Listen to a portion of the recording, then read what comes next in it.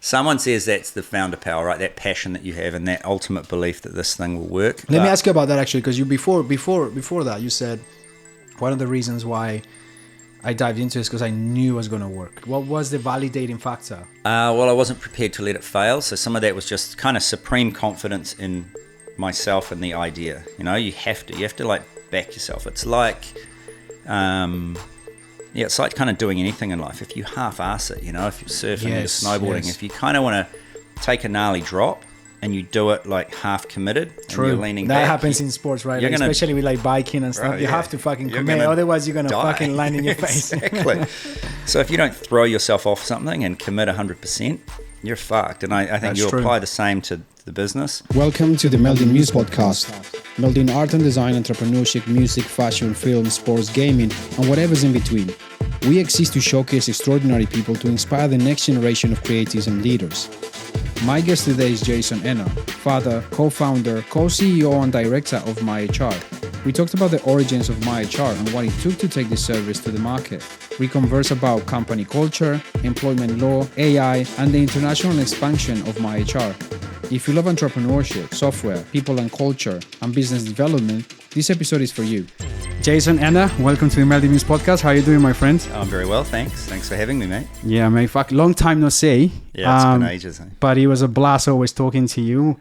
I remember producing your very first, even the first one, MyHR Live, back in the day. I don't know if you remember that. How about that, eh? It was just an iPhone in front of your face and you just fucking riffing. Yeah, it's still there. It looks so kooky, but it's hilarious. They're quite a thing now. We do them here, Australia. We're about to start them in Canada. There's a pretty big audience. Yeah. We sort of delegate it across the team. Sylvie picks up a lot, but we put HR advisors. We kind of get an expert in anything. Back then, it was just me. You know, I ran them on my own. With the iPhone.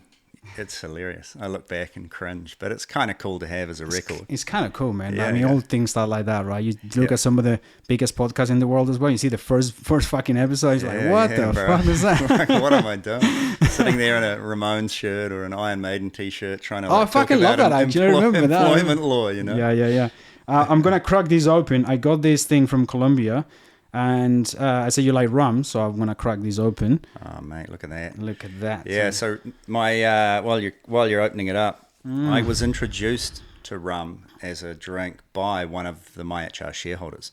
So growing up in New Zealand, rum was a sort of thing that like your mum drank mixed with Coke, and it was usually Karuba or Bacardi, 100%. And it was just disgusting. And so I think there was one time when I was young, I won't say how young, and I stole a bunch of alcohol from my parents' liquor cabinet, filled it up in a Vegemite jar, and the prevailing taste was Karuba.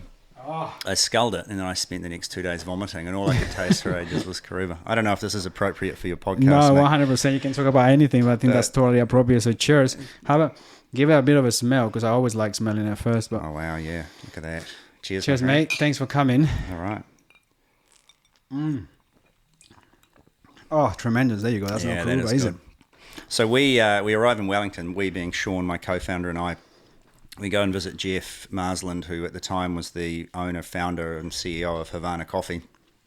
And it was 9 o'clock in the morning, and we were going there to ask him for investment money to try sign him up as a client. And he opens a drawer, he pulls out a bottle of Havana rum, and he pours 3 shot glasses and he hands them to us, and he says, we start every meeting with a glass of rum. That's a good way to start. I drank it and was like, this is delicious. This is nothing like the Karuba I had as a kid. Yeah, and he said, okay, so tell me one thing.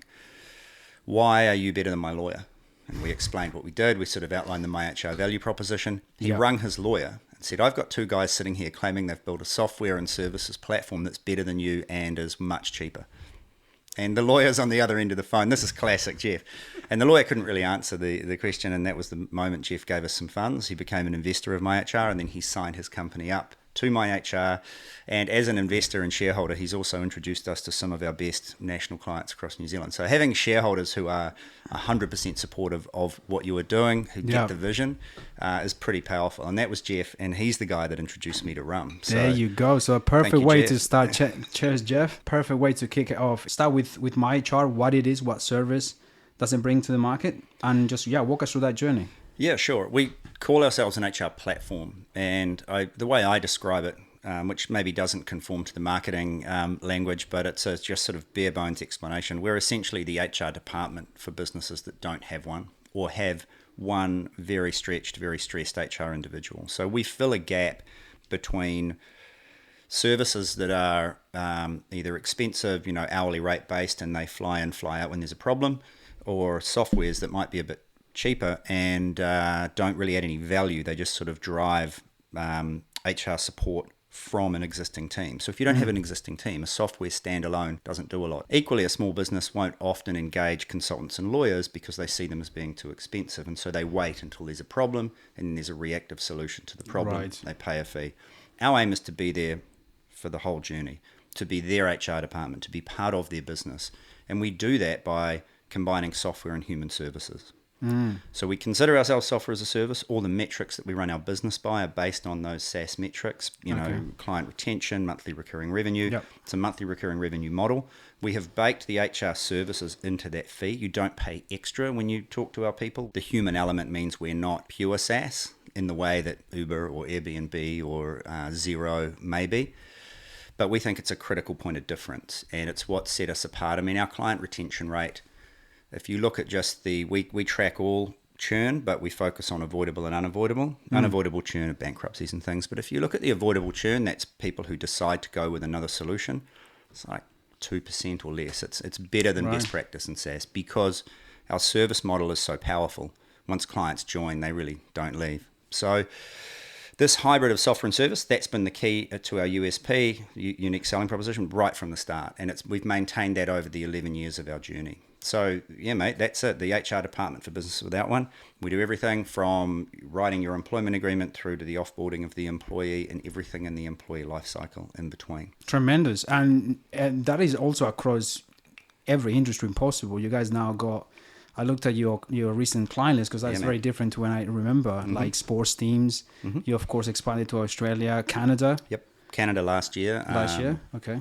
November 2023, we landed in Canada, and now we are, as of the 1st of April, we're revenue positive. So November to March, we were doing beta testing, and then we turned on our beta clients, and they all stayed with us and started paying from April. So now we're live. We have some money. We have an incredible country manager up there, and she's leading the launch in Canada. Crazy. Yeah, crazy, man. It's an incredible trajectory. What do you think, like, if you can tell me, like, from right now, how many businesses are like in the enterprise type level as well? Because I remember when I started, and this is many years ago, more than 5 years ago, it was relatively small New Zealand companies, like small to medium sized companies, but now you guys got big enterprise as well. What is the size kind of like? Well, not super big. Our largest client has 750 employees. Oh, wow. So we've expanded up, but our focus really still is that 2 to 200 employees, because in that space, businesses will typically have no HR or maybe just one or two part-timers kind of juggling the workload from basic compliance and admin right through to, senior advisory business partner type work. And it's a very difficult job to span. So that's still our focus. Large enterprise, the scale of kind of multinationals, we just don't really go there. They will have in-house HR teams, and the service element of what we do will kind of get in their way. Yeah, that's true. We've had a few reach out and say, we really like what you're doing. We love the ease of use of your software. Can you provide a software-only solution without your people? I was going to ask you about that. If somebody had approached you just to use the tool instead of just the entire service and have a special pricing around that. Yeah, they have. Have you guys considered that or not? We've considered it. To date, we haven't gone there. But there is some future development.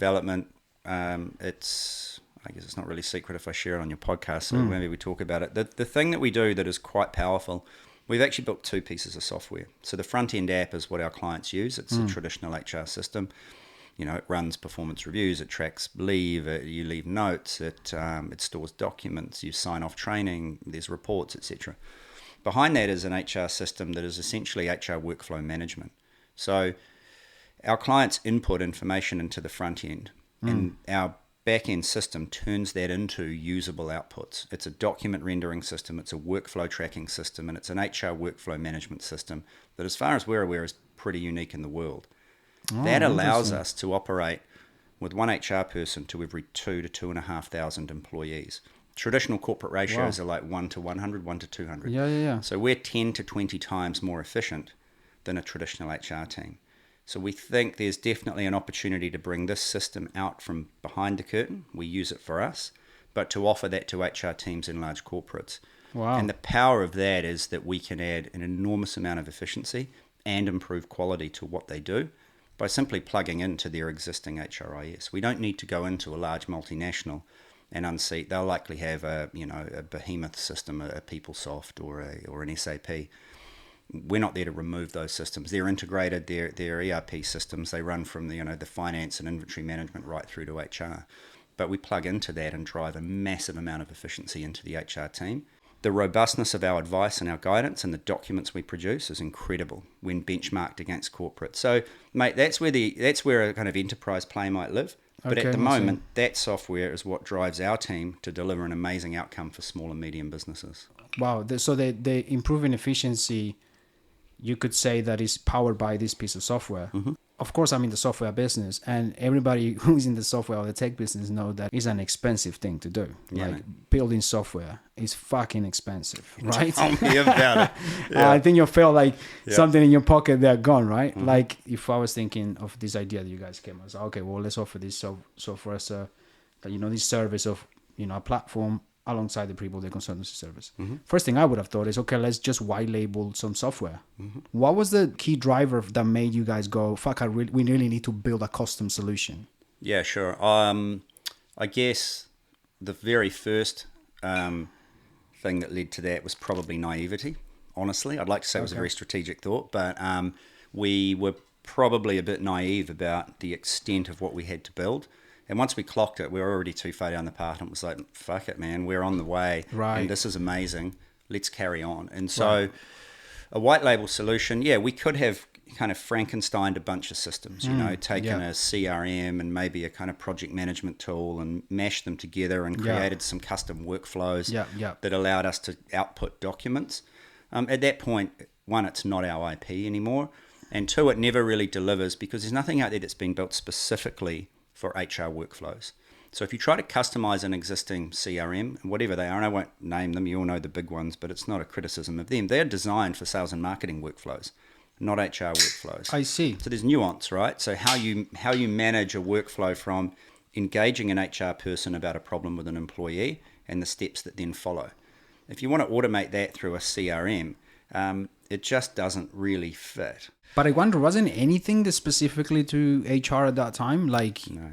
Really? Yeah, and still no. The traditional HR information system holds documents and it provides some output. There's some workflow management, but not to the extent that we do it. Our workflow management is the connector between the client and the HR person.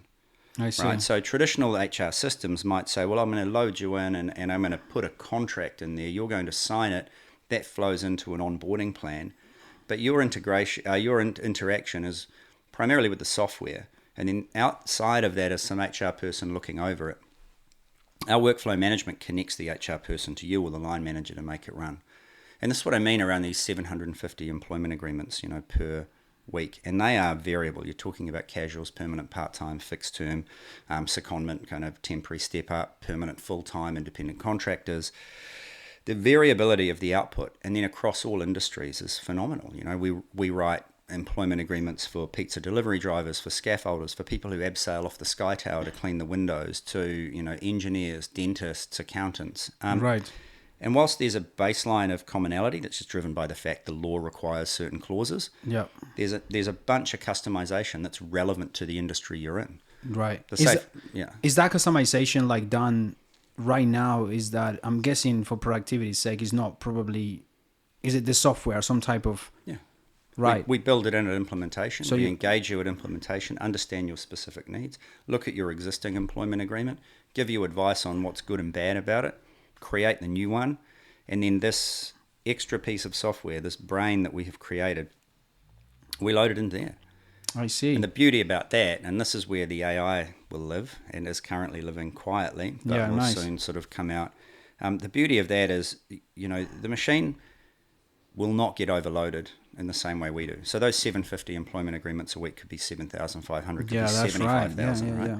And there will be the machine does not make mistakes. Yeah. You know, it's input that results in mistakes, and you follow the tree. There will always be some human input somewhere. Yeah. So yeah. provided we can minimize the risk around input, the output will always be perfect based on the input provided. I've optimized a lot of workflows now with these very large language models. There's so much you can do, right? Like just in terms of productivity. And I guess for you guys' perspectives, like, you know, that productivity output, that would just be like 10-fold, 20-fold, even more, 100-fold in terms of phenomenal. And then you can focus on things that probably matter most, right? Yeah. And that's it. I'm really excited about it. The biggest issue for us right now is privacy. So, you know, we haven't, and we won't sort of go all in on an LLM, a large language model, sorry to use acronyms, a large language model publicly available. Yeah. Because we run the risk of, if you put identifiable data in there, you look at the terms, it's available to anybody, and the model learns from that. True. And even the area where you sort of can tick the box that says, you know, don't allow this to be shared, we still do not want any of our client or employee identifiable information in something like ChatGPT. We protect that like nothing else. Right. That data, we have 11 years of small and medium-sized business workflow data in relation to HR and employee management in a way that other HR softwares don't, because we engage in disciplinaries, trial period terminations, probationary period, changes to roles. There's this whole series of interactions that we have data on. And is that all documented? And is that all documented in the platform? 100%. So when our AI starts to learn, or is starting to learn, separate from the, you know, sort of wider world, the rate of learning and then the quality of output we expect from our AI will be phenomenal. And essentially, I made a joke, and the devs cracked up the other day, but, you know, and I'm old maybe, so this is a bit naive, but, mate, I said the other day, we've had OI for like 11 years. And whoa, it's like organic intelligence, man. Like, we disrupted the HR industry by creating a massive amount of automated workflows and using a bit of machine learning and smarts to massively increase the productivity of an HR team through tech. And then we've used the intelligence of that team. And they learn, they are the large language model. Every day they learn. Our team are phenomenal. And the biggest risk to my business is when competitors or large companies come and poach the HR team, because they are among the best in the country because of the learning experience they get at MyHR. They're phenomenal. In 2 years of working for us, you'll cover sort of 5 to 10 years of employment relations training in a large corporate. Wow. The volume of info, and they absorb, they learn. We create documents and workflows that help people learn and go better. So we've already sort of disrupted the delivery of some of these customized outcomes in HR using our human intelligence with some machine smarts and automation around that. The introduction of an artificial intelligence model in there is actually not that difficult. Yeah. But we want to do it with care. We want to be very careful about privacy. We also want to engage our clients. We're not going to do it by stealth. There are plenty of people who are frightened about it and what it may mean. And so we will engage our clients in a way that they will always have a choice. But, you know, my personal view is, firstly, there's no avoiding it. AI is here. And if anybody thinks that it's going away, then, you know, that ain't happening. It's not going anywhere. And regulation may follow, and I completely agree. I saw a really interesting doc. I was in Sydney 2 weeks ago for work, catching up with the Sydney team. And the ABC ran a documentary around the impact on the fashion industry and modelling with AI. Yeah. And so regulation is coming because it touches everything. But we shouldn't be afraid of regulation. We also, I don't think, shouldn't be afraid of AI. Yeah. I know others disagree, but there's an inevitability about it that I think we should therefore figure out how we work with it in a way that will be truly transformative. 100%. We have covered this actually in the last 3 episodes, both in design, HR, and AI is at the top of everything, right? Including productivity. And I'm in the same page as you. I mentioned it several times already, but, you know, it's just at the end of the day, it's just a tool that we have to get in the front of it and make the most of it, because it's not going anywhere. Totally. And in very exciting times. Let me ask you, before it skips my mind, you mentioned about the your HR team, and how if you work for MyHR, basically the amount of experience you gain in there is incredible, just because obviously you'll be exposed to so much stuff. Your learning curve will be huge. What do you, because I'm guessing, looking at it from a employee point of view, it could be something that for many people was quite scary, right, from the beginning. What do you guys do internally? Because I'm guessing your company culture will empower, you know, like growth Yep. and being able to step up and learn and be, supportive. Yep. Because it could be scary for some people. What do you guys do in that culture department stuff to support those people? Yeah, man, there's quite a bit. And it's going to sound glib maybe because it's my company, but genuinely we've got an amazing company culture and kind of always have. Like it's people at MyHR talk about the vibe, and that's not something we created in a focus group. It just became the word that people used instead of culture. It's like MyHR has this vibe. There's this kind of vibe here that's pretty awesome. And I think the first thing is it stems from transparency. So we've got 75 staff now. So I've met, I think, almost all of them, but I don't get to meet and sit with all of them like I used to. But I used to sit down with every single new person and talk about transparency. And for me, transparency and honesty are critical to the whole thing. And I came from a corporate environment, and I'd get very frustrated with the sort of disingenuous interaction. You'd have to sit down with your boss and say how you're committed to a 20-year career here and how much you love the company. Where in the back of your mind, you're going, okay, I got 6 months and I'm going to London, or I'm out of here, I got another offer, or I'm only doing this job for a year to get this certain amount of experience so I can leverage it and start my own business. Yeah. I want to know that. I do not expect that you will be with me for 5 or 10 years. I expect you'll be with me for as long as it makes sense to you. Right. So you tell me what makes sense to you. And if you tell me you want to be the CEO one day and you want my job and you're committed to a couple of decades of work, well, that's sweet, man. Let's work that out. If you're telling me you want 2 years and you want to earn as much money as you can so you can save up and go live in London or Vancouver, you tell me that. That's totally cool. We will make sure that we optimize those 2 years so you can earn. Let's find a way to institute a bonus. In return, we'll want something from you. And then we're just going to win, and we talk about it always and openly. It's that kind of thing. We kind of do away with the bullshit, Tell me honestly what you want and where you are. We have a crew, and I notice it's been coined. We always joke that we kind of create these words, but we never tell anyone, and then we see them on LinkedIn when companies like Netflix co-opt to them. But we've had a Boomerang club for ages, right? And that is, I think it's about 30% of the people that leave MyHR come back. Right, okay. Because we let them go with dignity. We say, go have your experience, and if you change your mind, come back. And so often people leave for an in-house HR job. They get 6 months in and they go, fuck, this is terrible, man.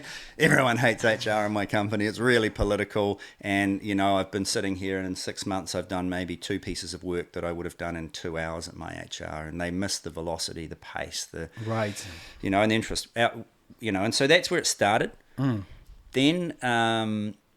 it was about 2021, we actually created values. So we had a really cynical view of company values and that kind of rah-rah stuff. And our when I say we, again, I talk about Sean, my business partner. Partly we're in a punk rock band together, and we kind of just, anything corporate, it just fucks us off. And then we're like, oh my God, now we're in a corporate. We've built our own corporation. But more nuanced than that, he came from a small business background. Right. Somewhere between 4 and 10 staff kind of, and you don't need values. You're all in the room. If there's a problem, you talk about it and you figure it out. I came from the opposite, a massive corporate background, big corporate companies. We had values on the wall, eagles flying over mountains and talking about inclusivity and, hard work and courage. And then, beneath that are these sort of toxic behaviors and cultures. 100%. And I was like, values are just bullshit, man. Just posters on the fucking wall. Yeah. So I'm going, I don't want that in my company. We will live and breathe our values. And we did for years. But what happened, and I've since talked to a business consultant who said it's around that, but you hit about 15 to 20 employees, and things sort of drop below the horizon for you as a founder. Right. So under that number, instilling that vibe and those values is really easy because you role model it and everybody sees it and away you go. Yeah.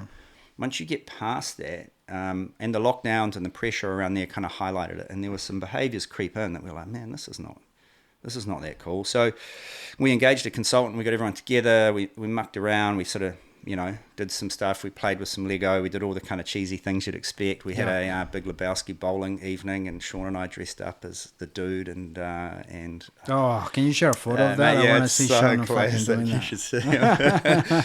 And we came up with the values, and our values are work together, own it, make it easy, and don't be a dick. And those 4 values now, they're spray painted on our wall at work, and they define everything we do. And own it is about taking responsibility for anything that lands on your plate, even if it's not for you. You find the person who deals with that and you take it to them, and you don't let it go until you know it's handed off. We don't palm shit off like you're ringing the the council or the electricity company about stuff and you get moved 100 times around hold. Work together is pretty obvious, right? It's this cohesiveness we have, and we notice with some of our competitors sales and HR delivery are separate. And you get this disconnect where these guys are sort of pumping, or girls are pumping their sales targets, and they're closing deals, and the deals land, and when the HR team pick them up, they're like, this is not what I got sold. Our HR and sales team work together. They'll close deals together. If the prospect has questions, then an HR person will sit in with the salesperson. That makes total sense. Right? Yeah. So that's work together. Make it easy is fun. It used to be our tagline. My HR, make HR easy was the early sort of thing, and then it became make it easy, and then it dropped off the tagline. But making HR easy was always where we came from when we started it. HR is often perceived as, hard, scary, opaque, expensive. We want it to be transparent, cost effective, easy, friendly. So make it easy, and then don't be a dick, just kind of sums everything up. We looked at specific values around behaviours, around the environment, around diversity, around how we treat people, and we have an incredibly diverse workforce, and we treat everybody very well, and it's the kind of equity base that we've created is phenomenal. And then we have things like our parental leave policy, which is just not even a written down policy. It's if you're having a baby, you tell us what you want and we'll kind of make it happen. So you can have as much time off as you want, and we will help you navigate kind of the statutory pay and then the period of unpaid leave, and you can come back to whatever job you choose. The door's just open for you to figure that out. And we manage every pregnancy on a case-by-case basis. So there's now like 11 or 12 babies that have been born since we've grown the company, and that shit's really cool. I ran another one the other day. I think we're responsible for helping people, 15 student loans and 8 first homes, and that's the kind of shit that of all the achievements, I look at that and I go, fuck man, like this, nothing existed in MyHR pre-MyHR. We didn't buy an existing company. We started with no revenue. Yeah. And we've built it to a point where we are now paying enough, salaries to have made material impacts in people's lives. That's to give them the financial freedom to be able to have kids, to buy a house, to pay off a student loan. I'm so proud of that. Like above everything else, it's like when I see that stuff happen, I used to get the email because I used to run payroll, as you do when you're a kind of founder CEO, saying, oh, can you change my tax code because I paid off my student loan? I was like, fuck yeah, man. That is so good. That's awesome. Yeah. So, that stuff's really important to us. And then in that and then behind that, we use words like irreverent. We're very irreverent. We love being not very politically correct. And part of the reason is, the HR role's very stressful. Our team are dealing with highly charged emotional situations. And that ability to just kind of put the phone down and take a breather and have a laugh, we're all for that. But it's the same way we give advice to our clients, is just distilling it a bit, not freaking them out. Too often HR people in that employment relations space, they're a bit aggressive, and you ring them up and you go, I had a problem, and it's like the reaction is almost like you as the manager or business owner have done something wrong. Yeah. Oh, what have you done now? It's like, come on. And so we listen with empathy, and then we have this never say no policy, right? If someone rings up and goes, oh, I'm fed up with this guy, Jason, he's an idiot. And I want to just throw a hammer at his head and kick him out of the office, and so much of our role is kind of counseling the business owner. And our response to that is, well, you can do that. You can absolutely do that. What? You immediately disarm them. But it's like, but there are consequences, So you can take the aggressive approach. You can shout at them and say, fuck off, mate, you're fired, I've had enough. There's nothing stopping you doing that.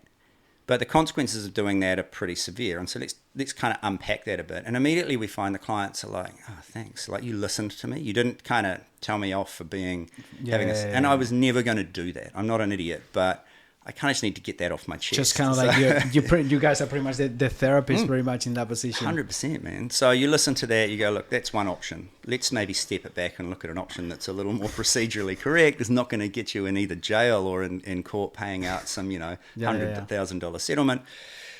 And it diffuses the situation massively, and it makes our clients feel kind of listened to and then empowered around that. So all of that stuff is how we operate. It's quite different to a traditional HR department. And that allows us to, because you're right, you made the comment that it might be a bit scary for a new HR person stepping in, and it can be, and we front that at recruitment. And we've gotten very good at sort of selecting my HR people again, and often they self-select. We don't choose. We say, here's what it looks like. And we give them a really clear, summary of what the job is. And for some people, they go, I don't want to do that. That volume, the intensity, what you describe freaks me out. It's like, perfect. That's totally fine, man. Like this is what recruitment's about, you know. 100%. I think that's that applies as well in terms of the way you look at it when you again I move in the tech industry for the most part, but also agencies. When I work in agencies, same sort of stuff, right? Like agencies and software companies move at a rapid pace, and you have to recruit for those type of people. If you're not comfortable with dealing with change, velocity, learning things very fast, then you're probably not the right person for the job. No. I love that, man. I think that's awesome, and it's the cornerstone of every successful company, right? Like having your company values and just make sure that the people that you're hiring fit into that culture. Which leads me to ask you about that. Hiring the right people in the first place, because you guys also probably do help your clients with that, right? Yeah, to some extent. I mean, we're not recruiting, and this is the thing, actually, mate. It's a really good segue into the differentiation around what we do and we don't do. And it's funny, I find, with the HR profession as a whole and the perception of what we do. And I think it's a relatively new addition to business. So me, and I'm old now, man. I turned 50 in February. Can you believe that? And so when I started in HR in 2000, so 24 years ago, firstly, there was no HR degree. So we're all ex-teachers or ex-military. I've had 3 military bosses. I've had an American Marine. I've had 2 Australian Army captains. And so HR as a profession has evolved really properly in the last 2 decades. Prior to that, it was this personnel department that, you know, stamped the kind of leave forms and signed the contracts and whatnot. So it's a relatively new function. The other thing about it is it's this all-encompassing word or 2 words that seem to capture anything to do with people. And these things often within that stand alone as separate disciplines. So you mentioned earlier you had somebody on last week who talks about employee experience. And the whole EX space right now is this massively evolving piece, and it's come out of organizational development, culture and engagement, and the OD, organizational development people, the EX, employee experience people, the culture and engagement people. These are professionals in their own right, and they are a stream of what is classed as HR that is incredibly different to employment and industrial relations. Yes. And then you've got administration and compliance. Then you've got recruitment, which is your question around recruitment. And then within that, you've got sort of attached things. So health and safety, whilst people know it's not HR, it's often connected to what we do, payroll and that sort of thing. So there's all this overlap. And so when people say HR and they say, I want something that goes from, identifying and recruiting people through to offboarding and everything in between, from, managing a redundancy and running employee experience, it's crazy, and we don't think about, say, marketing or finance or IT in this way. Let's say you need a tech team. You say, okay, I want to hire a tech person who can write all my code, run my servers, fix the printer when the network thing breaks, and you're just going, hang on, IT covers anything to do with a computer, right? And we know that's bullshit, but HR still kind of gets landed with that. So what are we? We own, like I said earlier, the boring stuff. We are employment relations and industrial relations experts. We are compliance and administration experts. We will make your business hum. We take away the noise and hassle around that foundation stuff. Hire someone right, get a good employment agreement in place, run an onboarding plan without any hassle, move them into a performance review. And if there are any problems, the scary things that freak a lot of business owners out, get in touch with us. We'll help you with disciplinary dismissal.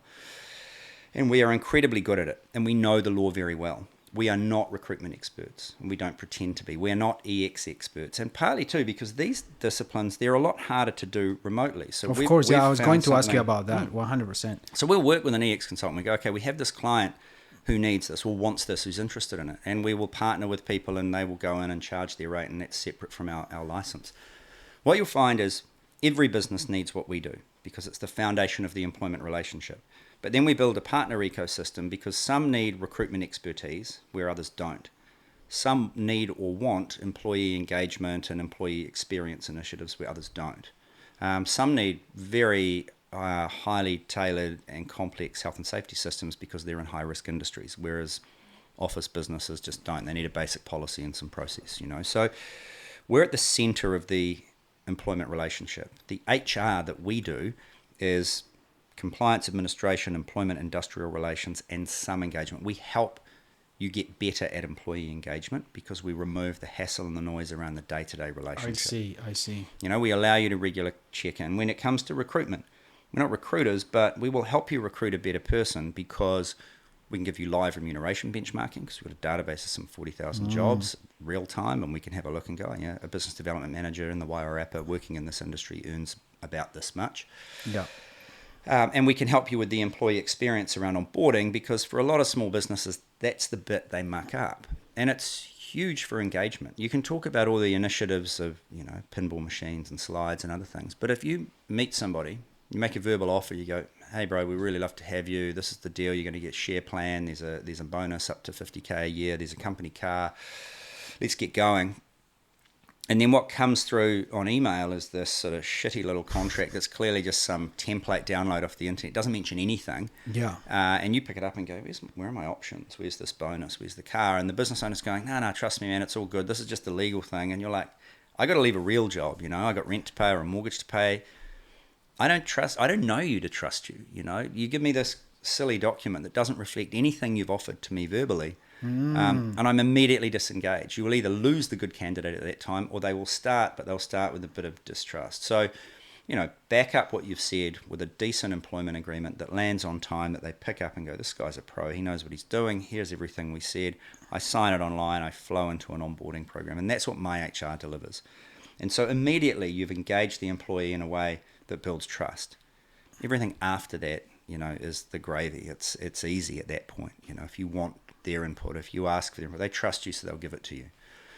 So, you know, that's something, and it's a challenge in the sale because people talk about HR as this all-encompassing thing. And it's funny when I use that IT example, and we can laugh at it. Everybody knows that there's no single person that kind of plugs in your printer and writes the code in your software, and that these disciplines aren't even vaguely related, yet they sort of all sit under technology. Equally with finance, whether you're a management accountant or a financial accountant, whether you're a tax expert or whether you're an analyst, you know, this person that can ensure you stay compliant with international tax and run, you know, deep business analytics on your financials, these are different people. And I feel like HR, and I don't know where the responsibility lies, if it's on us as HR professionals, if it's on businesses to kind of get it or where it is, but there's some kind of change in the way we think about what human resources is, whether that's even the right term. Plenty of companies now call it people and culture, you know, and so whether it's a people and culture department or an HR department, there's a whole lot in there, and they are individual areas of expertise. I love how you explained that, because that makes total sense to me as well. Because I was going to ask you about the whole employee experience side and how, you know, if you guys ever touched that, but I think you just explained it perfectly. So yeah. That's awesome. You mentioned that, of course, you write all these employment agreements and stuff like that. So at any point, do you also, because you know you're not doing the recruitment, but do you also consult them on things like, you know, job descriptions and stuff like that, based on the contracts that they do? Yeah, 100%. And give them tips around, you know, what things to look for, stuff like that as well? Yep. So our clients can ask, or customers, whichever you want to call them, can ask us anything and we'll help them. There are things that we can't by law. So if a customer rings up or chats us through the app and says, you know, hey guys, can you give me some immigration advice? The answer is no, we're not licensed immigration providers. And if we do, or we attempt to go to jail, a bit like tax, you know. I've given this guy a company car, do I have to pay FBT? Our response is you need to speak to your accountant. But outside those kind of areas we're not legally allowed to operate in, we will give you guidance on pretty much anything. We have, and this is again where automation lives. So we have a job description database, so you can pull good, well-written job descriptions for jobs you've never had before. This obviously is where the AI is going to live in the future as well. It's already in beta, but we haven't released it to clients. You can just go, hey, my HR, I need a product owner job description. Please, you know, write it for me. And the robot, I did this the other day. It was amazing. I said, great, what would a person like this get paid in Auckland? And it's like, roughly this much based on this much data. Awesome. Can I have an employment agreement that, you know, would suit this role for a, you know, an Auckland-based New Zealand, Auckland product owner? And then bang, out it came. And that was all created for it's in its cage, right? There's no connection to the outside world. That's just drawn off our kind of not just a template library. It's more dynamic than that on all of these inputs over the years, and you watch that happen, and it's like, far out, man. That's crazy. Awesome. Yeah. So, or equally, and we don't want to lose human connect. We have a phone line, man. People can ring us, and Monday to Friday, 9 to 5, there's someone there you ring up and go, because we have plenty of clients who just don't want to chat to an app. They're sick of it. They just got off the, whichever service provider they have, whether it's insurance or airlines or councils or banks, and it's all this kind of chat robot. They just want to pick up the phone and go, can you help me write this job description? And the team are 100%. Try this draft, and then let's collaborate and get it right. Right. And that's baked into your license, And if you've got 10, 1 to 10 people, you're paying like $295 a month for that. It's crazy cheap in the context of getting professional advice. Have you ever thought of spinning that in his head and do something around the actual people getting their jobs? Because oftentimes I found myself going, like you actually mentioned about that contract. Like I once had an agency offer me a job, right? Mm-hmm. And I was like, cool. So I sent through the contract. Like the starting day is this date. I was like, cool, but I need to see the contract first. They're like, yeah, we're getting it ready, blah, blah, blah. Bullshit all the way through the start date. Yeah. And I was like, look, I'm not going in until I get a contract. Like, I'm not going in. And for that whole period, I was kind of wondering, like, fuck, is this even legal? Like, what should I do in this case? And if you, from the employee sort of perspective, oftentimes it's kind of hard, as you know, to get all around the fluff of, oh, hey, is this within the bounds of the employment law? Like, it's so hard to find. So I'm guessing, I'm riffing here, but spinning that model that you have to actually serve customers as well, that could be one thing that you can. Yeah, it's an interesting one. And we've been asked a lot, actually, can we have an element of our service that serves the employee, not just the employer? But for us, it's the one area we differ from an in-house team. So HR in-house, is there to help employees as well. They can go and ask questions and say, look, I have this concern about my manager or whatever it may be. That's the one thing we don't do, and we don't do it because there's an inherent conflict of interest. We're an external service provider being paid. And so this, if we would need to set up an independent, almost whistleblower type service. Yeah. Our view is that we are there to support employers. And that does not mean we're these kind of gnarly arseholes who want to screw employees. Like, you only win in business if you look after your people. Yeah. So we make sure our employers, and so a client of MyHR would not do what you just described. Right. And, you say whether it's legal or not, every employee in New Zealand must have a signed written employment agreement in place, no matter when they started. And if you don't have that and you get audited by a labour inspector, I think it's a 20 to 50K fine. Oh, it's wow. An absolute baseline of the legislation. There are 10 or 11 mandatory clauses you must have in that agreement, and there's a whole bunch of recommended ones. So no employee in New Zealand any employee in New Zealand who is working without a signed employment agreement is working illegally. So that's currently, as it's today, a fact. I see. This practice of kind of running out to the very last day, you're supposed to have a reasonable opportunity to review the employment agreement, seek advice, and ask questions before you sign and start. That reasonable opportunity is usually regarded as 7 days. It can be 48 hours in the event that the employee is comfortable with that. Business days, not Saturday, Sunday. And it's important you do that. If you want to, or if the employer that you're talking about then wanted to enforce a trial period, a 90-day trial period, they could not do so on the basis of the process you followed. You need this notice of, receiving the agreement to when you start, this ability to get advice. And it has to be written into. So there's a whole bunch of law around trial periods, but even without that, just generally the practice that you went, you remember it. You've just had a bad employee experience. So while we say we're not employee experience professionals, all of this stuff is the employee experience. And so, when we get to the point where the EX experts come in and look at the whole experience of the people, what we want is that you're coming from a foundation of trust. And I mentioned that earlier, So this employer and this agency that you worked with, you now distrust them. The whole experience was awful and you probably wouldn't work with them again. If you're a MyHR client, at the moment that they've identified that you're the guy, they've made a verbal offer, they've chucked that into MyHR, we've produced immediately an employment agreement that reflects everything, that has their logo on it, that looks like them. They turn that around and push it through the software. You get a notification You can make comments or you sign it online, and as soon as it's signed, bang, you're employed. Right. And that's probably happening 7 days before your first day. So you 100% know you now have a signed employment agreement. You know what you're going to get paid. You know what your terms are, and you're ready for your first day. You turn up on day one excited and ready to go. That's a good employee experience. I guess what I'm trying to say is like, I totally get your point around conflict of interest there. I just think, if as an employee, you could also have this sort of, satellite HR person who you can talk to around many things, it's just not just contracts, but, you hear these experiences a lot, like around people like, hey, look, in my company, I cannot choose my leave. I cannot do this, do B, or there's all these gnarly things that happen in corporate, like you talk about maternity leave.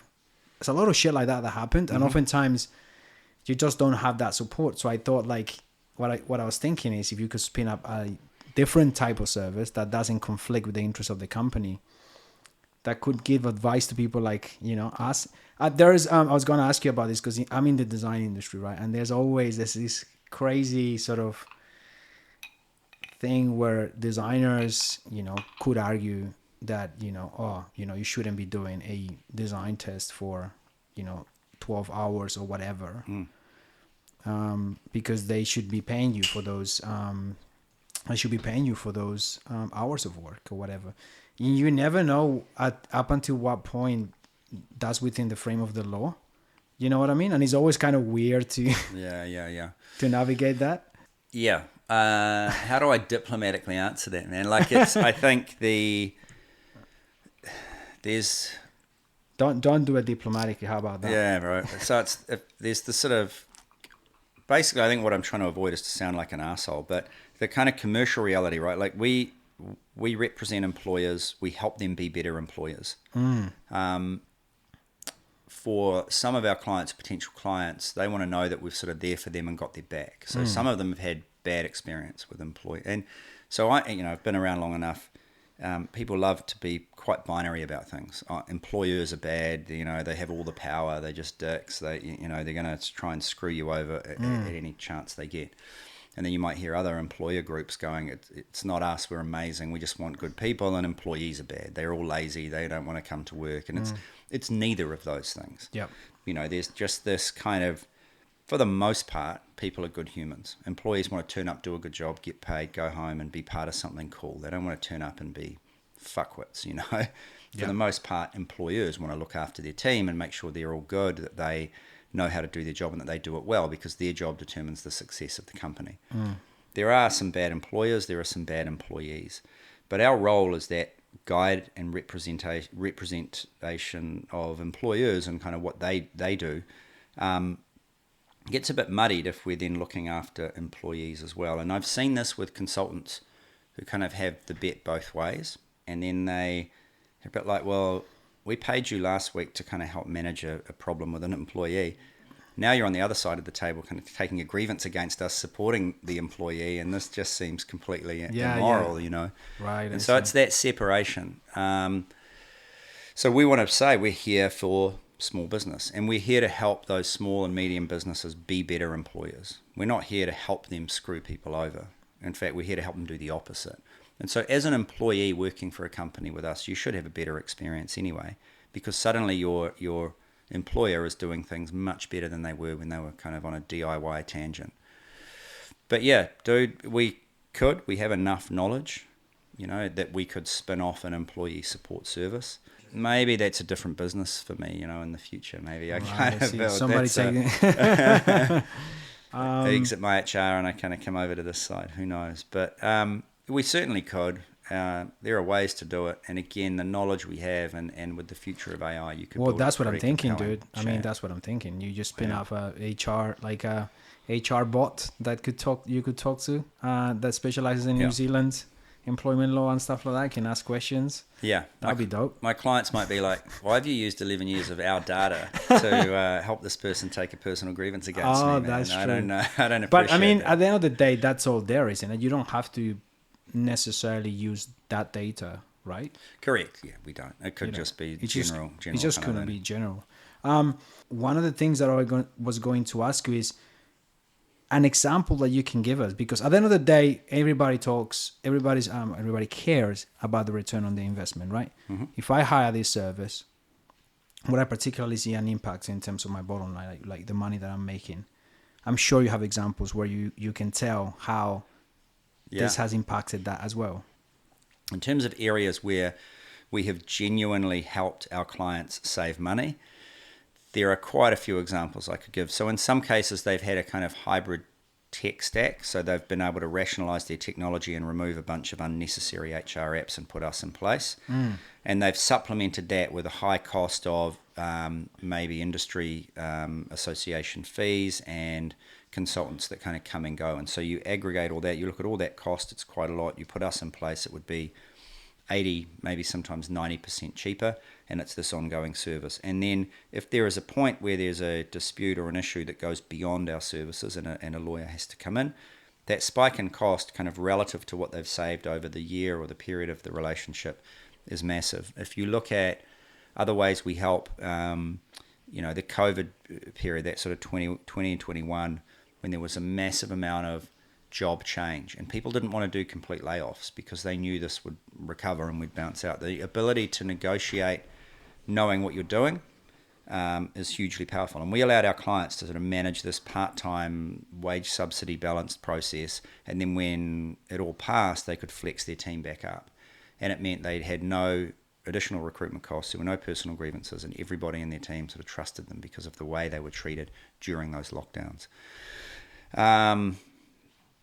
Sometimes we help by empowering the client to move quickly, right? So when there is a bad egg and you just got to deal with it, and they are somebody who is disruptive, who give other people anxiety just by them turning up to work, right? It's often difficult for a small business to act on that. They're actually a bit frightened of the individual, but also frightened of getting it wrong and ending up in court, and they let it go. You let stuff like that go, the satellite effect is crazy. The good people will always leave first because they've always got other options. They go, actually, I'm sick of this. I don't want to come in and have to deal with this. The business owner's not doing anything about it. I'm going to quit. Yeah. And you start losing good people because you haven't dealt with this problem. We will empower you to deal with that problem, and the effect of that is the removal of an issue, whether that's by performance improvement and the person comes right, they don't know it was a blind spot, they get better, or whether that's just through, to be blunt, a dismissal. The effect on your company culture and the retention of your good people directly to the bottom line. Yeah, actually a very good example. So employment relations, it's a tricky topic because it sounds kind of mean, you sack people, and it's like, nah, not always. But sometimes you sort of got it. Sometimes some of the behavior you see, and it's not an employee versus employer thing. Yeah. Some of the behavior is frankly shocking. Right. And some of our work stories, if I could share them, you'd be like, wow, that really happened? That employee did that? And it's like, yeah, they did. And they did that to one of their colleagues during work time. So there's no answer but to deal with that and get that person out. And then, so that's a powerful thing. Overall, mate, we are so much more cost effective than traditional models that just, I think, by implementing MyHR, you are better off commercially. It's a bold claim, but it stacks up over time. Right. Yeah. Any pushback at the beginning? Like I'm just thinking from that conversation that you were saying about having with I don't remember his name, from Havana, Jeff, with Jeff. And obviously finding that product market fit, because at the beginning it's just an idea, would this even work, would we sign any clients? You find one client, but then your proof of concept really have to go a little bit deeper, right? And find that, was it any pushback at the beginning at all? Heaps, and there still is, and this is we're up against this perception of what HR is, and for a lot of clients in this space, they don't have anything. So, and it's different in Australia. So we talk about competitor displacement, right? And we track how many deals do we displace a competitor versus we are the first HR system they ever have. And internationally, it's really interesting. So in New Zealand, it's about 80% of the deals we are the first HR system they've ever had. In Australia, it's the opposite. It's probably 90% of the deals we are displacing a competitor. So it's a much more mature market. They already have an HR system. So when you sell in Australia, you don't have to approach the sale explaining what HR is and what we do. They know it. The prospect turns up and says, I need these three things. I'm using this provider and I'm speaking to these 4 providers. You're one of them. How do you do it better than all those? And you've got to front and explain your value proposition clearly, succinctly, and quickly. I see. Because the Aussies, they don't muck around. In New Zealand, the pushback is like, I don't know, man, I've been in business 20 years. I've never had a problem. Why do I need this? I had this guy last year. I had to pay 10K to a lawyer, but whatever, life kind of rolls on. Why do I need HR? And it's a bit like you start to unpack. So the sales process here is asking them questions about what they do. And you realize that they don't know. It's this blind spot. You go, well, who does your employment agreements? Like I do, or my partner does. On a Sunday night, we kind of type it up in Word and we send it out. It's like, okay, so we'll take that away. Have you ever had problems? Oh, yeah, we got ongoing problems, And you start, it's a process of discovery. And then using that discovery, you then sell the value proposition. Right. And do pushback like we are. And now because we are confident, we're a bootstrap startup. We talked to Jeff, he invested some money. We have a cap, I mean, it's all public if you look at the company's office. We have a small cap table. We raised some seed capital, which basically got me out of my corporate job and helped me feed my kids for a few months and finished the V1 of the software. Yeah. But we haven't raised since then. We've funded ourselves. And so that means there's some compromise around what you can spend, how much money you have to invest in areas.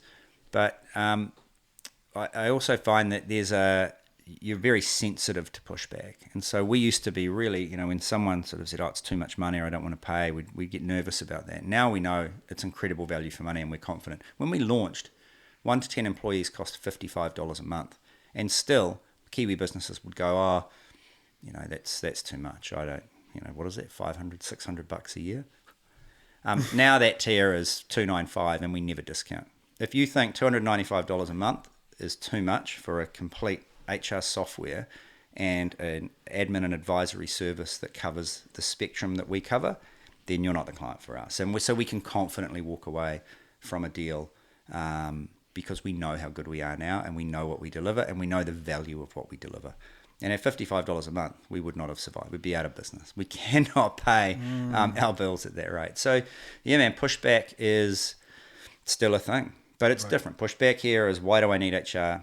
And in Australia, it's why do I need you over these instead, guys? And so Canada is a new market again, and we're learning what their pushback is. What has the discovery in terms of the markets that you expand into? Why Canada? Yeah, everyone asks that. Hey, so we did our due diligence. You look at the world, and we kind of narrowed it down. We got to 3 jurisdictions: the UK, Singapore, and Canada. And then we basically sort of did a matrix around commonality of employment law, time zone, so connect to market, cultural connect, competitor landscape, all of these sorts of things. So we looked at all of those, and Canada came out on top on a number of reasons. And then you add snowboarding to the mix, and so the opportunity to travel to Canada and go snowboarding on a business trip, which is why you're in business for yourself. Canada came out on top. So there are genuine commercial reasons why Canada. The employment legislation in Canada is very similar to New Zealand and Australia. It's a sort of natural flow. And I chatted to an employment lawyer, and she said to me, look, if there's no case law in New Zealand, we reference Australia. If there's no relevant case in Australia, we will reference Canada. And the case law there it's close enough to be able to provide some sort of argument here. Culturally, Canadians and Kiwis, there's a connect there. Canada is to the US what New Zealand is to Australia, so we get this kind of small brother or small sister syndrome. The competitor landscape, it's pretty clear. There is less competition in Canada than there is in Australia. And so you add all of those things out, genuine commercial reasons why. And then when we found Julie, our country manager, it became obvious that was the place to go. So yeah, it's moved pretty quickly. I see. So for when you moved to Australia, for example, the HR team, is there still everybody still in New Zealand, or do you have also people over there? It's our international strategy involves the first hire. The country manager is always an HR professional. They're kind of a replica of me when I left corporate in 2013 and launched MyHR. So we want someone with a bit of commercial nous. We want them ultimately to be the leader, but they also have to be a credible HR professional, because in those early days, they're giving the advice as well. They're part of that advisory service, and they're selling on the basis of their advice. Those early clients, you're really talking to people about where they're at. Often we're helping them solve a problem as part of the sales process for free. It's a sort of here's a sample of how we do the work. That generates a client relationship, which then generates, ongoing revenue and trust that we leverage when we get a traditional sales team. So absolutely, we hired an HR team in Australia. We have an HR team in Australia. We don't service the Australian clients from New Zealand at all because there's different legislation. And Australia has federal overarching law, the NES, National Employment Standards, and then it has state-by-state laws. And so we need people on the ground who know and understand the legislation in the country. And the same will happen in Canada. I see. Interesting. Do you want another rum? Yeah, sure. Why not? I've just dealt with traffic. Yeah. Fuck. Oh yeah, you've been to you're living in Queenstown now. Yeah, mate. Why did you move to Queenstown? There was a family reason. Initially, we've got 3 kids, and our middle boy, he went to school down there, and he stayed with family for a couple of years, and then we decided to go down and join him. And my daughter enrolled in school there, and we've been there 3.5 years. He's been there about 6 years. We've been there 3.5 years. But having said that, it looks like we're coming back to Auckland. Oh, okay. It's been fantastic, but there's a pull to come back and really focus on the business, to be connected, and so we've decided to rejoin the rat race. Nice. Queenstown's been fantastic. I love it down there. Fuck, it's awesome. I'm going there in about 2 weeks. It's always a blast going over there. I'm going to snowboard as well. I want to ask you about several other things.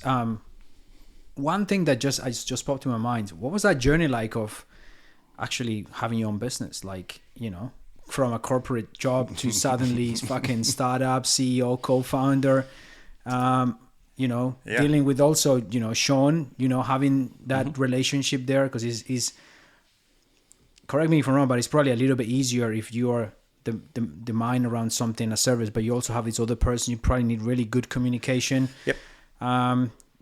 That's probably fostered by the fact that you were the drummer of his band. But what do you mean the drummer of his band? He was the singer of my band. There you go. No, we were in a band in the 90s. It was quite a democratic band, like we.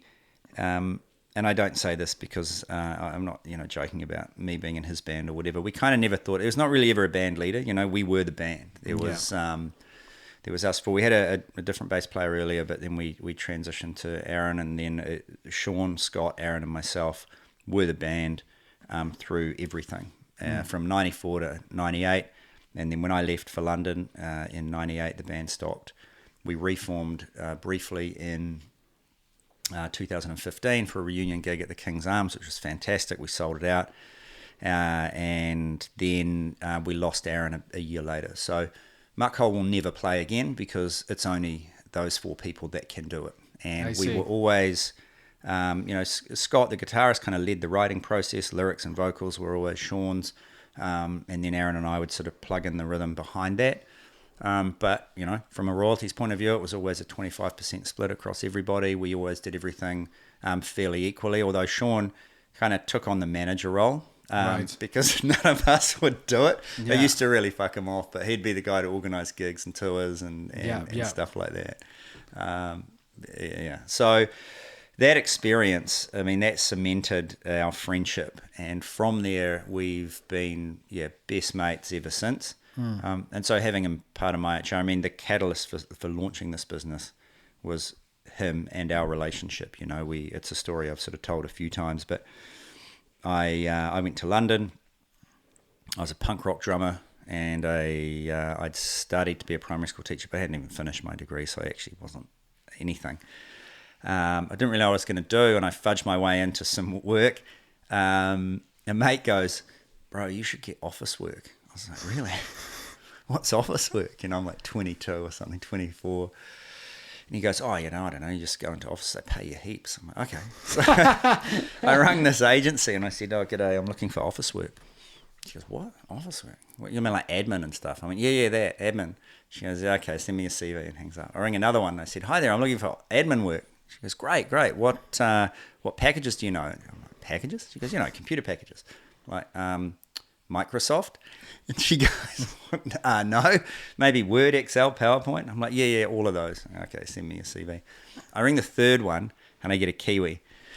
I go, g'day, I'm looking for admin work. I'm really good at Word, Excel, and PowerPoint, and I used to work at Air New Zealand, which is fact, I did. But I worked in the catering department, which is like a factory kind of shoveling peas into pots. And she goes, awesome, come in for an interview tomorrow. And so I turned up for an interview, and I got my first office job. I see. And basically fudged my way. I taught myself basic HTML code. I taught myself, Word, Excel, PowerPoint, Access databases back then. I taught myself how to touch type. And then I ended up getting a placement at Shell, which is the big oil company and the most un-punk rock job you can do. So I went from being in a punk band to working for one of the largest companies in the world. And that's how I fell into HR. And I had some amazing opportunities there, and they paid for me to do a 3-year postgraduate diploma in human resources. And that was the kind of transition from being, grubby little punk rock guy to being a corporate HR person. And that was the catalyst for that change. So I'm big corporate. Sean's running his small design agency. We went for a surf one day. He needed a bit of advice. I gave it to him. We talked a bit about what his experience with consultants and what they charged him for the same level of advice. And he was like, man, this is crazy. Like, you did this so quickly. And I explained to him that this is how we roll. By this stage, I was working at the Woolworths Group. I was living in Sydney. My family and I had relocated. I was working for a team, or within a team, that was responsible for 135,000 employees across 900 supermarkets around the country. High volume, high issues, geographically dispersed HR. You learn like nothing else in a retail environment. And when I gave him the advice, he was like, that's amazing. How can we kind of productize this? How do we get this to market? Because I think businesses without HR teams need it. Yeah.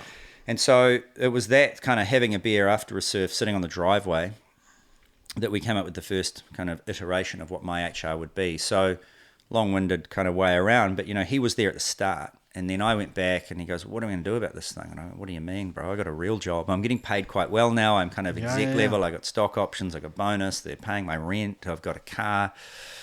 I got 3 kids. Kind of giving it all up and walking out on this random idea we had over a beer. It seems crazy. And he kind of didn't let it go, and he kept coming, and I was thinking about it, and I was like, at this stage, I'm kind of late 30s. Like, actually, if I don't do this, I'll regret it forever. And I don't want to downplay it. Like, it was risky and scary and frightening, but there were 2 things. Firstly, I backed the idea. I knew it would be successful. But secondly, as a backstop, I kind of knew if it wasn't, I'd done enough that a kind of 1 year or 2 year gap wouldn't affect my career. I could go back and get a decent corporate gig. And when I resigned from Woolworths, actually, they offered me, I think I can talk about this now because it's 11 years ago, so it's not so confidential. They offered me full pay for 3 months, no strings attached, because they wanted to retain me. And they said, look, if MyHR doesn't work out, we'd love for you to come back. It will make it a heck of a lot easier if you just stay on the payroll and we'll pay you. And I turned it down, which is kind of crazy because I went from earning, 6 figures plus bonus, car, rent, all these other things to, I think my first year I paid myself $90,000, maybe less. So it was, it was a bit of a come down. 3 months full pay would have been quite handy, but I turned it down because I knew 3 months wasn't enough. If I'm not giving MyHR at least a year to figure out if this concept works, and then kind of 5 years after that, then there's no point in even trying. So it was that kind of burn the boats moment, I said, I don't want any ties back to this. I turned down the money. I came back to New Zealand from Australia and we launched MyHR. We had no revenue. We had no customers. We had this half-finished piece of software that wasn't even really software. It was pretending to be software. It was a content management system. And you would... and this was V1, right? So we beta tested it with a bunch of clients who were friends and family. We converted them to revenue sometime in early 2013. And then I decided to quit Woolworths and come back. And Sean was really driving that, going, man, I think we're onto something here. So I think without him, I don't know if I would have been bold enough to make that call. I do everything in consultation with my family. My wife was like, yeah, I'm into it. Let's go. I'm a bit over Sydney anyway. I'd love to get back to New Zealand. I'd love to kind of hang out around friends and family again. And so once I had my family support, I thought, yeah, got to do it. So, yeah, bro, it was scary. Fuck, yeah, it must be. My kids were young. We had mortgage. There was like, and you were winning deals at $50 a month, mate. Like I remember going, we've got $1,000 a monthly recurring revenue. It's like $12,000 a year. Like that ain't paying anything. Not paying anything. Yeah, and so this kind of incremental growth, it was pretty scary. But I don't ever remember completely freaking out.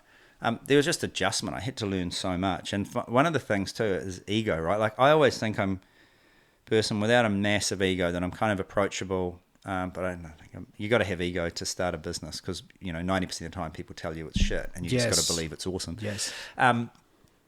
But what I didn't realize is in corporate, and at the level I was, you pick up the phone, you go, "Hey, I'd like to meet you," and people just make way, and you just kind of name your time, and you go, or they come to you and you meet them.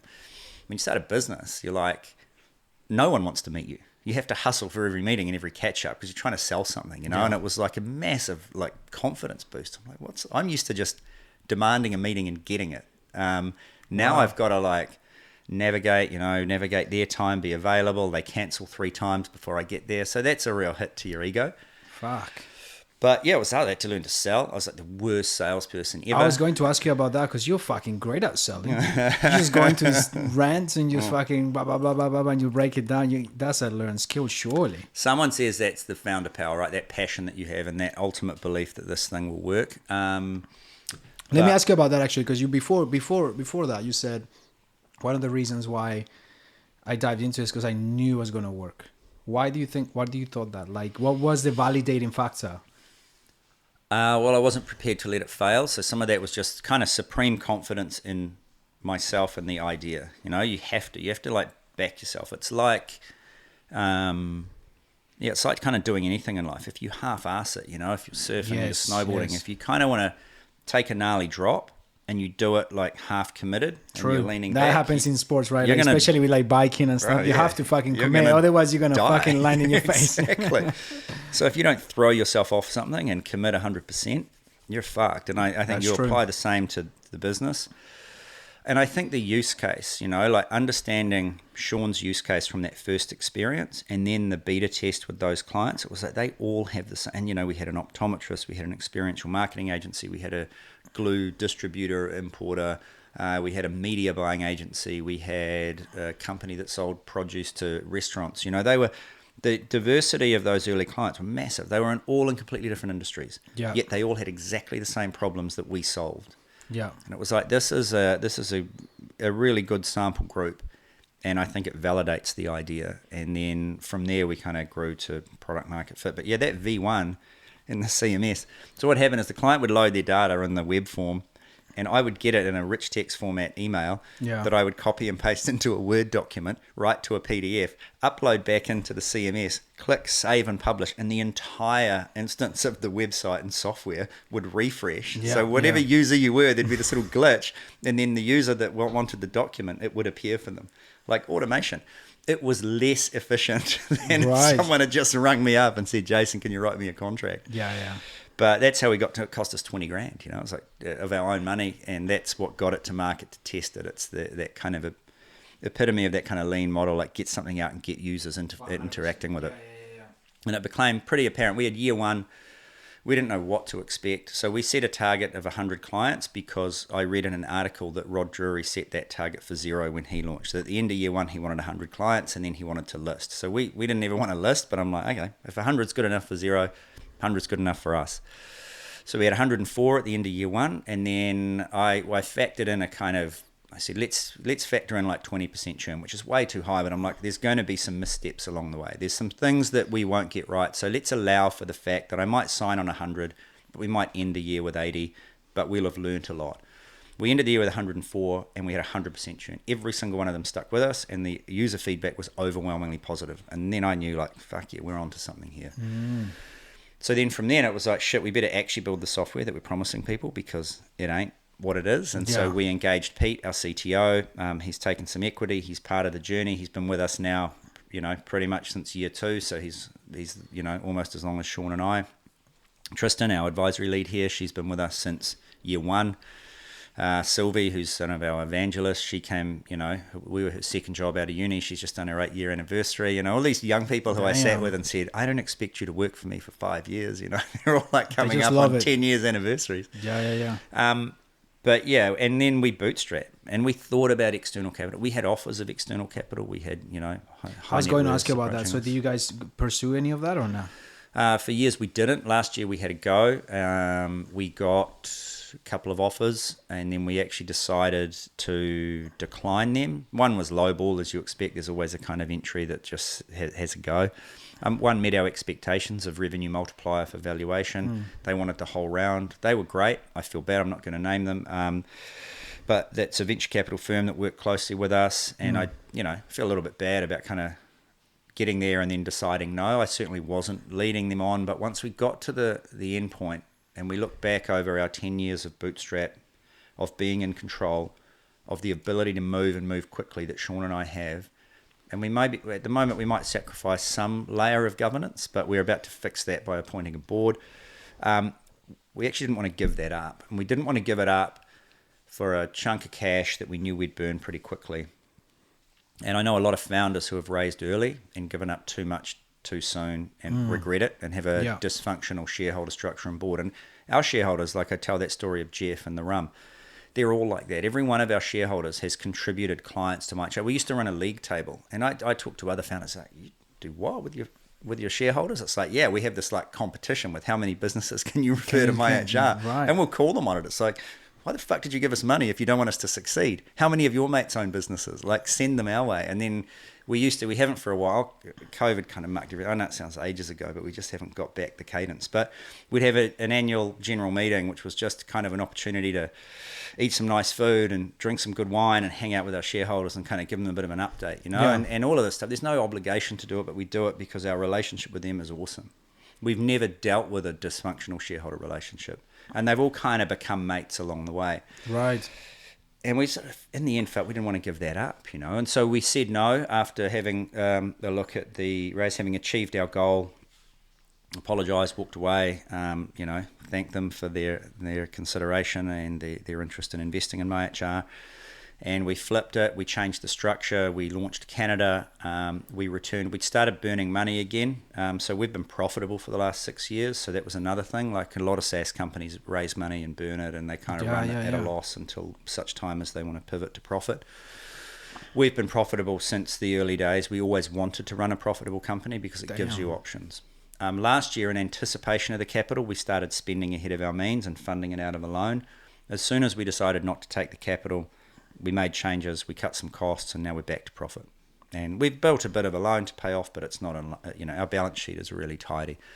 And mate, that is, for us, has been so powerful, this control of your destiny. We might have sacrificed some things around the rate of software development, like right at the moment, and as a designer, like it embarrasses me, but I'm not afraid to say it, because our UI and our user interface, user experience is feeling kind of dated. And it's because we've spent development money on that back end to improve the client experience. So the engine is really robust. The foundation is great. We're not running, alarming levels of legacy code that kind of are going to have the whole thing fall over. It's a very robust stack. But the user interface just kind of looks like, 5 years ago. And in tech, 5 years ago was the equivalent of 1981, and it's, I look at it and go, oh. So there's new UI coming, and it will look amazing. But that's the trade-off when you're bootstrapped. If we'd taken 10 mil or 20 mil and we had that in the bank, we could have tripled the size of the dev team at the same time as doubling the sales and marketing team and kind of doing it all at once. But we've retained control in favour of, over the decision to sort of take that money. And I think it's the right thing. I love it. I didn't start this business to work for anyone else. That's awesome, man. Fuck that. Yeah. What a journey that is. Yeah. Fuck. You talked about I'm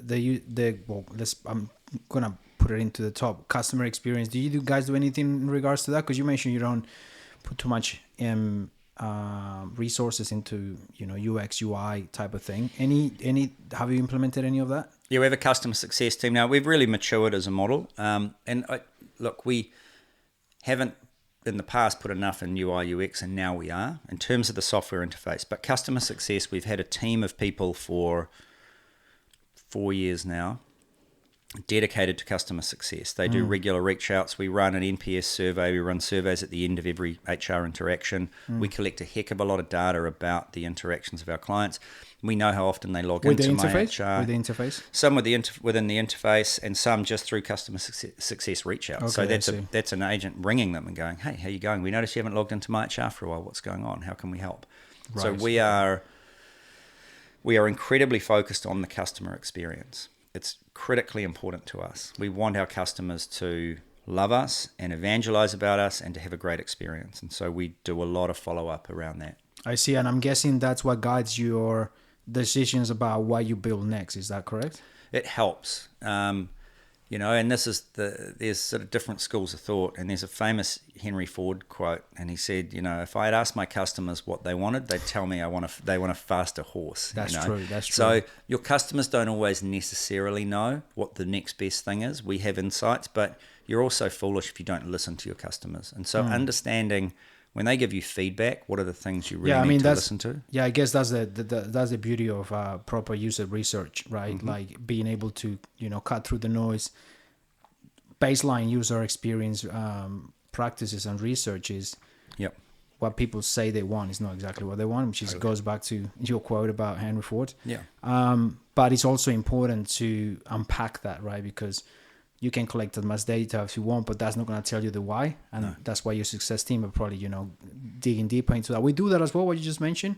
We work in the enterprise world, and, we have people in high positions of the entertainment industry, and you have to reach out to them, whenever they're not logged into a platform, trying to figure out what happened. Yep. Because the data is enough. It's just not enough. Yeah, no, totally. And you listen with respect. But importantly, you need to be able to ask the right questions to kind of get to that root cause. Yes, correct. The thing we always crack up about is integrations. Everyone wants an integration. I'd love it if MyHR integrated with all of these things. And it's like, there's not really any shared data here. Like, You need to figure out the why. What is the value of the integration? So you understand, well, what's the problem you're trying to solve? Correct, Where's the friction in your business? And once you get where that friction is, they've already provided you a solution.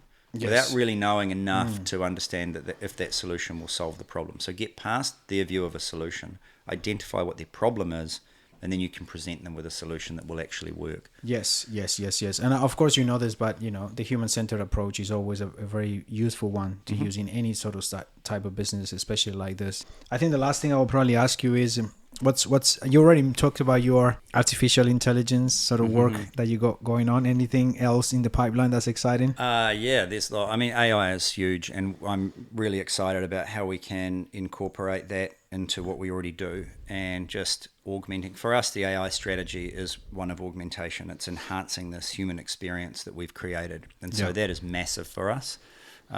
This use of that back-end system that I mentioned earlier, and maybe looking at ways to improve and amplify the quality of the work for HR teams without needing to displace the HR information system, but being part of that. That's exciting. The Canada expansion is huge, and proving that out. So and moving back to headquarters and kind of getting that going. So these things are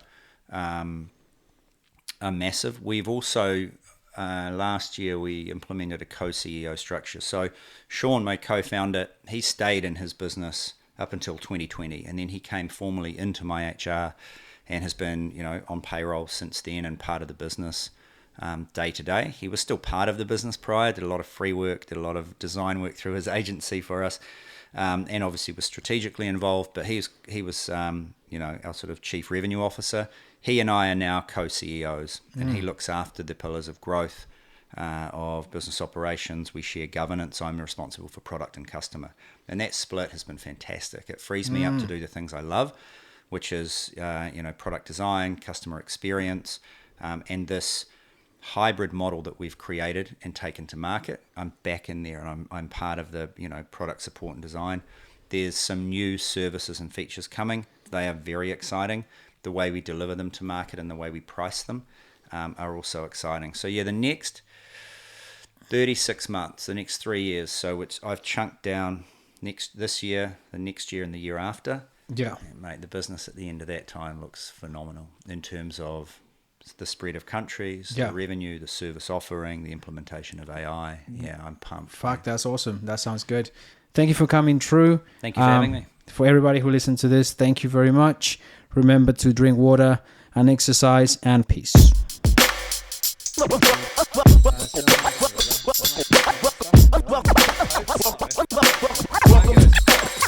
to the next level. Thank you for watching this episode of the podcast. If you enjoyed the show, I'll leave you another episode here. And if you'd like to support us, visit themeldingmuse.com. Thank you very much, and I'll see you on the next one.